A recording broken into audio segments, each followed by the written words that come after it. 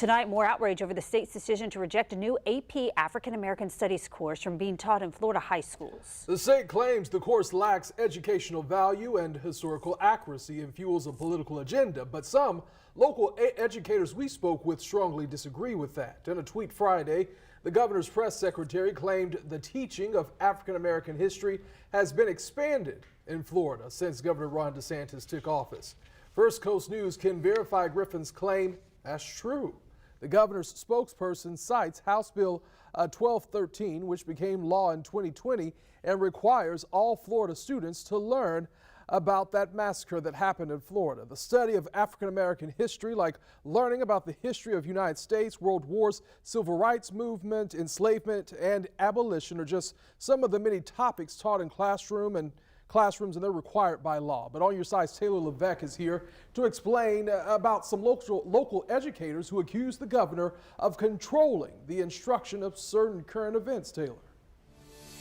Yeah, that's right. This is the list of the topics taught in the AP African American Studies course by College Board. Despite the state's claims the course fuels a political agenda, local educators argue the topics are meant to ignite conversation and deliberation about current events and ideas between high school students.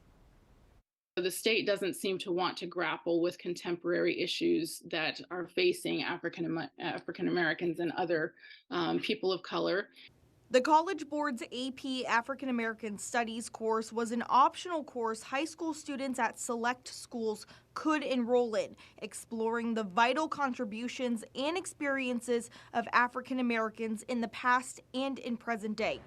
But UNF professor Dr. True Leverett Hall says by the state blocking this course, it's also limiting students' access to free college credits. Of 6 topics, the Florida Department of Education noted concerns of each. The state claims the topic of intersectionality is, quote, foundational to critical race theory and ranks people based on their race, wealth, gender, and sexual orientation.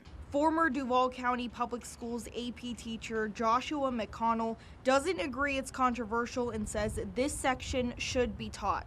You know, we occupy a number of identities, right? One might be African American, one might also and simultaneously be a woman, one might be Black, a woman, as well as disabled. And those are just our realities.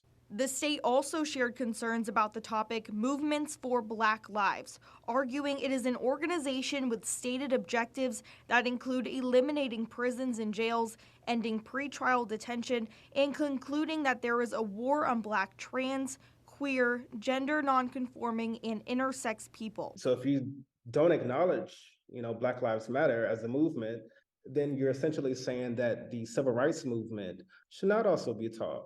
The civil rights movement is required under state law to be taught in schools. Leverett Hall says she considers the refusal to allow access for those who want to learn is a form of control. It isn't allowing the viewpoint diversity that the state says it wants. I mean, really, true diversity makes systems stronger. And it's what fuels growth. A tweet from Florida Commissioner of Education Manny Diaz Jr. says if College Board decides to revise its course, the state will revisit the future of the course. The College Board says it will update the course framework and is planning to fight to bring the course to high schools across the country. In the studio, Taylor Levesque, First Coast News, On Your Side.